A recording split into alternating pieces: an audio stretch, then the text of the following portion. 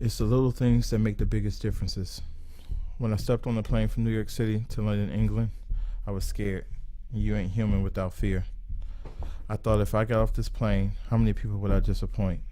The first person I thought I would disappoint was my son. I'm his hero. Then there was Mary Beth at UPenn, who from only a 2-minute video of me believed in my vision and fronted the bill to send me to London. Last was everyone who I left behind that couldn't physically be on this journey with me, but emotionally were just as invested in the sojourn as I was. The flight takes off and the walls went up. Diana Ross in my ear. Do you know where you're going to? Do you like the things that life is showing you? Where are you going to? Do you know? The fear was that I didn't. And the pressure to be someone I might not live up to began to mount.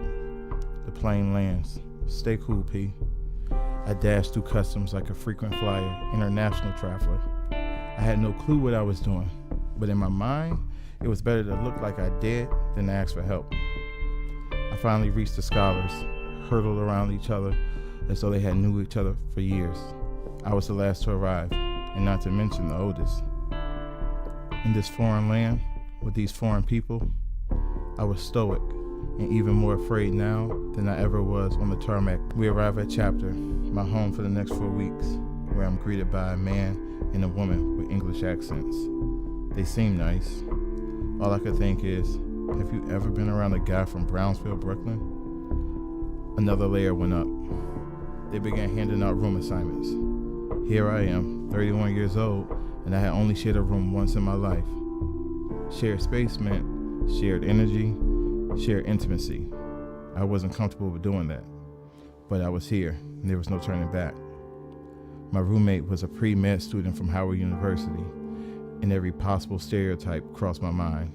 He would be pretentious, from an affluent family, know nothing about hip-hop, or the struggles of remaining humble in the face of the hood while rising in the ranks of white America.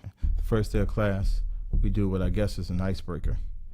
Everyone has to explain the meaning of their name, where it came from, who gave it to you, and what people thought when they heard it. These questions were sensitive questions that we barely talked about in my family. To acknowledge my name's history was to acknowledge my father's contribution and absence in my life, and my mother wasn't willing to do that. Everyone's name seemed to come from a royal line, a precursor to their presence at the table, and then came me.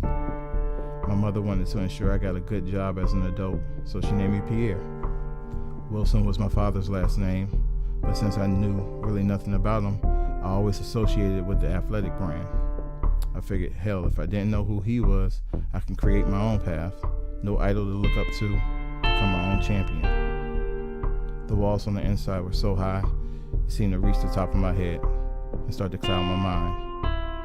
I keep my distance, engage in the most shallow scholarly dialogue with the other fellows.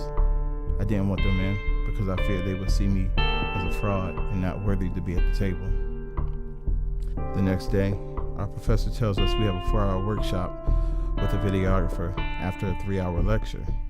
The idea was that the videographer would use the time to help each scholar curate the stories for our final project. And just like any other time before, when someone said something that I didn't like or care to hear, I began to pass judgment while smiling.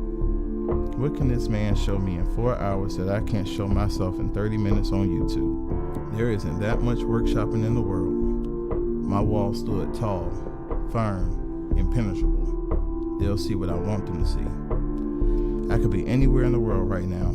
I could be in Brooklyn, studying for the LSAT, but there's no other place I'd rather be than right here, right now.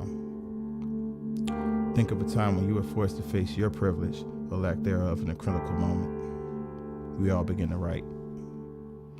Each person goes around the room and shares what they wrote. My roommate was the first to go. He tells a story about going back to Alabama in the hood and having to face his high school friends. He tries to talk to them, but they feel like he's talking down to them.